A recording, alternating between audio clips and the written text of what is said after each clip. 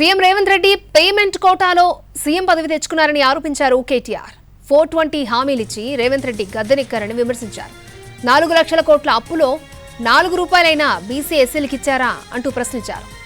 ఎన్నికలకు ముందు డిక్లరేషన్ల వరద, ఇప్పుడేమో మురికి మాటల బురద అంటూ మండిపడ్డారు కేటీఆర్. మిమ్మల్ని ఈ రోజు ఇక్కడికి మీరందరూ వచ్చినారంటే దానికి బాధ్యులు మీలాగా వేలాది మందిని మరి చాలా చిన్న స్థాయి నుంచి ఉన్నత స్థాయికి తెచ్చే ప్రయత్నం చేసి లక్షలాది మందికి విద్యాబుద్ధులు అందించే ఒక యజ్ఞంలో ఒక కీలక పాత్ర పోషించిన మాజీ ఐపీఎస్ రాష్ట్ర పార్టీ ప్రధాన కార్యదర్శి గౌరవనీయులు శ్రీ డాక్టర్ ఆర్ఎస్ ప్రవీణ్ కుమార్ గారికి, గౌరవనీయులు హుజూరాబాద్ శాసనసభ్యులు సోదరులు శ్రీ పాడి కౌశిక్ రెడ్డి గారికి, తమ్ముడు సికింద్రాబాద్ పార్లమెంట్ నియోజకవర్గం నుంచి 2019లో ఆనాడు మన అభ్యర్థిగా పోటీ చేసిన తలసాని సాయి కిరణ్ యాదవ్ గారికి, అట్లాగే ముషీరాబాద్ నియోజకవర్గ నాయకులు కూడా ఉన్నారు, వారందరికీ, మా తమ్ముడు రాకేష్ రెడ్డి గారికి, ఈ రోజు ఈ కార్యక్రమానికి అధ్యక్షత వహిస్తున్న ఎస్సీ, ఎస్టీ, బీసీ, మైనారిటీ కాంట్రాక్టర్ల యొక్క ఈ జాక్ అధ్యక్షుడు తమ్ముడు మందా శ్యామ్ గారికి, వివిధ జిల్లాల నుంచి ఇక్కడికి విచ్చేసిన మా ఆడబిడ్డలకి, అన్నదమ్ములకి, వేదిక మీద ఉన్న మా తమ్ముళ్ళు, అందరికంటే ఎక్కువ స్లోగన్లు చేస్తున్న తమ్ముళ్లకు, మీడియా మిత్రులకు పేరు పేరున అందరికీ నమస్కారం. మీ అందరికీ హృదయపూర్వకమైన ధన్యవాదాలు. నా మాటల్లో ఒకటే, మీకు చెప్పడానికి వచ్చిందల్లా ఒకటే, కేసీఆర్ గారేమో 9.5 సంవత్సరాల పాటు మరి ప్రవీణ్ కుమార్ లాంటి అద్భుతమైన ఆఫీసర్లకు అవకాశం ఇచ్చి మీరు స్వేచ్ఛగా పనిచేయండి బ్రదర్, ఈ రాష్ట్రంలో ఒకటే స్లోగన్ మనది, సంపద సృష్టించాలి, సంపద పెంచాలి, పేదలకు పంచాలి అనే ఒక స్లోగన్ తో ఆనాడు కేసీఆర్ గారి నాయకత్వంలో అద్భుతమైన ఆఫీసర్లు అద్భుతమైన పని చేసినారు. కేవలం 200 గురుకుల పాఠశాలలుంటే వాటిని 1022 గురుకుల పాఠశాలలుగా మరి అప్గ్రేడ్ చేసి 6.5 లక్షల మంది పిల్లలు, ఎస్సీ, ఎస్టీ, బీసీ, మైనారిటీలకు సంబంధించిన పిల్లలకు మరి ఒక్కొక్క విద్యార్థి మీద, ఒక్కొక్క విద్యార్థిని మీద 1,20,000 రూపాయలు ఖర్చు పెట్టి 6.5 లక్షల మంది పిల్లల బాధ్యతను తామే తల్లి తండ్రి అయి ప్రభుత్వమే బాధ్యత తీసుకుని నడిపించింది కేసీఆర్ గారి ప్రభుత్వం.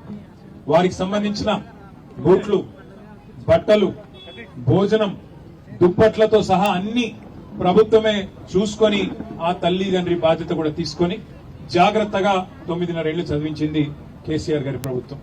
మరి ఈ ప్రభుత్వం వచ్చిన తర్వాత మాయ మాటలు చెప్పి, పచ్చి అబద్దాలు చెప్పి, డిక్లరేషన్ల పేరిట అన్ని వర్గాలను మోసం చేసి, ఎస్సీ, ఎస్టీ డిక్లరేషన్ అని చెప్పి చేవెళ్లలో మల్లికార్జున్ ఖార్గే లాంటి పెద్ద మనిషిని పిలిచి మొత్తం రాష్ట్రంలోని ఎస్సీ, ఎస్టీ సోదరులను మోసం చేసి, రాహుల్ గాంధీ స్వయంగా వచ్చి వరంగల్లో రైతు డిక్లరేషన్ అని అక్కడ మోసం చేసి, సిద్దరామయ్య గారు ముఖ్యమంత్రి కర్ణాటక, వారిని తీసుకొచ్చి కర్ణాటక ముఖ్యమంత్రిని కామారెడ్డిలో నిల్చోబెట్టి బీసీ డిక్లరేషన్ అని చెప్పి అక్కడ మోసం చేసి, ఆ తర్వాత మైనారిటీ డిక్లరేషన్ అని చెప్పి సల్మాన్ ఖుర్షీద్ గారు కేంద్ర మాజీ మంత్రి, వారిని తీసుకొచ్చి హైదరాబాద్ లో మోసం చేసి, యువజన విద్యార్థి డిక్లరేషన్ అని చెప్పి ప్రియాంక గాంధీని తెచ్చి హైదరాబాద్ లో మీటింగ్ పెట్టి వారిని మోసం చేసి, మొత్తం 420 హామీలిచ్చి, 1-2 కాదు 420 హామీలిచ్చి 420 హామీలిచ్చి, అందులో 6 గ్యారంటీలు అని మళ్ళీ స్పెషల్ గా చెప్పి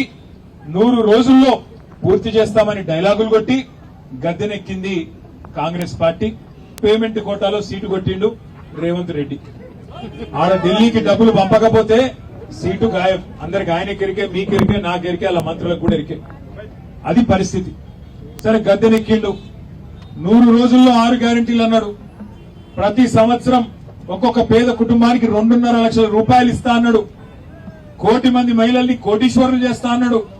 మరి ఇన్ని చెప్పినావు కదా రేవంత్ రెడ్డి, 100 రోజులు అంటివి, ఇన్ని కథలు చెప్తివి, మరి ఏది ఏమాయి అని అడిగితే మొన్న అంటున్నాడు ఆదిలాబాద్ లో రేవంత్ రెడ్డి గారు, సావు కబురు సల్లగా చెప్పినట్టు, మీకు తెలియదా ఎంత కండ్లలు తిరిగిన పహల్వాన్ అయినా 3 నెలలనే పిల్లలు పుట్టిస్తాడా అని రేవంత్ రెడ్డి గారు చెప్తున్నాడు.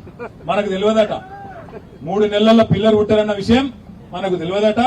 ముఖ్యమంత్రి గారు ఈ ముచ్చట మనకు చెప్పాలన్నట.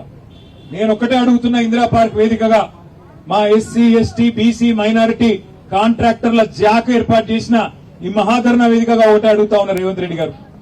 3 నెలల్లో పిల్లలు పుట్టారు, మాకు కూడా ఎరికే, నీకు కూడా ఎరికే. కానీ 30 నెలల్లో కూడా పిల్లలు పుట్టకపోతే నిన్ను ఏమనాలని నేను అడుగుతున్నా. సరే 3 నెలల్లో పిల్లలు పుట్టారు, ఓకే, అర్థం చేసుకున్నాం. 30 నెలలు అయినాయి కదా, ఏమని పిలవాలి మరి నిన్ను? శాతగానోడు అనాలనా? ఏమని పిలవాలి? ఆయన భాషలోనే చెప్పాలంటే. ఎందుకు అడుగుతున్నా ఈ మాట అంటే, టీడీపీ కేంద్ర కార్యాలయం ఎన్టీఆర్ భవన్లో సీఎం చంద్రబాబు పార్టీ నేతలతో భేటీ అయ్యారు. అందుబాటులో